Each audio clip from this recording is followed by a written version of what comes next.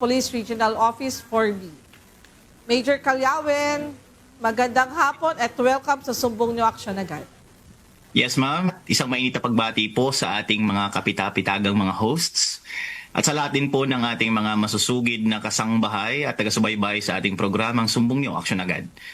Hanggang sa kasalukuyan po, napapanitili pa din ng buong puwersa ng Police Regional Office Mimaropa sa pamumuno ni Police Brigadier General Roger L. Quesada ang isang mapayapa at ligtas na campaign at election period sa buong rehiyon.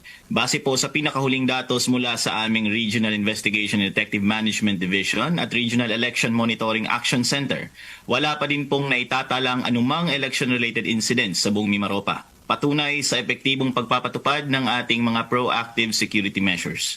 Kaugnay dito, katuwang ang iba't ibang ahensya ng pamahalaan, aktibo ang Pro Mimaropa sa collaborative security efforts para sa mas matibay na aksyon para sa seguridad ng buong halalan.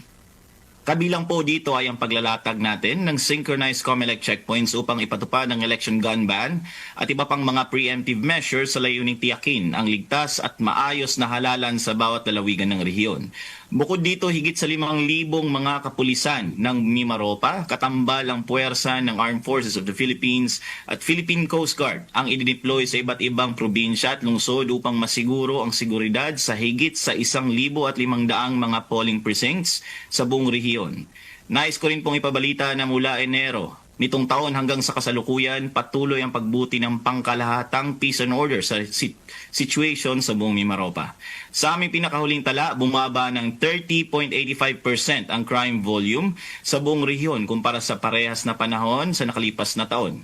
Bukod po dito, malaki po ang pagbaba ng index crimes. Mula sa 385 na kaso ay bumaba ito sa 250, nakatumbas ng 35.06 na pagbaba.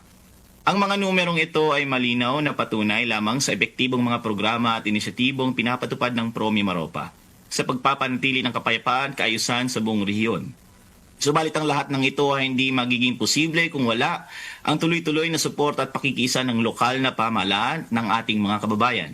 Kaya naman sa ngalan ng buong puwersa ng Police Regional Office Mimaropa sa pamumuno ng aming matikas at masigasig na Regional Director, Police Brigadier General Roger L. Quesada, taus-puso po kaming nagpapasalamat sa lahat ng kawani ng pamahalaan, katuwang na ahensya at mamamayang patuloy na sumusuporta sa kapayapaan at kaayusan sa buong bansa, higit lalo sa rehiyong Mimaropa. Makakaasa po kayo sa ilalim ng pamumuno ni Chief PNP, Police General Romel Francisco D. Marbil na lalo naming paiigtingin ang serbisyong tapat, mabilis at may malasakit dahil sa bagong Pilipinas ang gusto ng pulis, ligtas ka. Ito po ang inyong rektang patroller, Police Major Clyde B. Calyawen ng Police Regional Office Mimaropa. Maraming salamat po. Yeah. Thank you, Clyde. Clyde, may mga, sa AOR ninyo, may mga naitala rin ba kayong kaso ng vote buying or selling? Ma'am, sa ngayon po tuloy-tuloy ang aming monitoring. Wala pa po kaming nare-receive ng mga formal reports pertaining to vote buying and vote selling. Kaya po ang ginagawa namin dito, ma'am, ay panay information dissemination sa ating publiko at hindi lang po yung face-to-face. Andyan din po ang ating social media na ginagamit po namin isang platform para po mas maiparating sa taong bayan ang dapat nilang malaman para po talagang masunod yung mga patakaran na dapat may patupad sa upcoming elections. Ayan. Yun, Major Clyde, may tanong lang ako, no? Meron ba kayong mga lugar dyan na taguri ang red category na nitong napaparating na elections?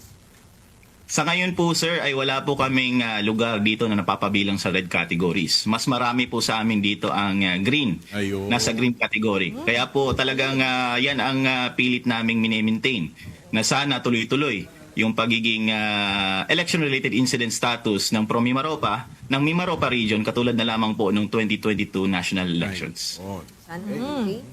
Sana ma-maintain. At congratulations, Major Calyawen, at sa buong tropa ng PRO Mimaropa. Alam mo na, ang pinakamalaking challenge sa Mimaropa is geography. Tama. Diba? Yes. Buti ko simpleng tawid dagat lang eh. Tawid-dagat sila. Bago ka pumunta sa Palawan, kailangan mo pumalik muna ng Maynila para makarating ng Palawan. Ano? Tama?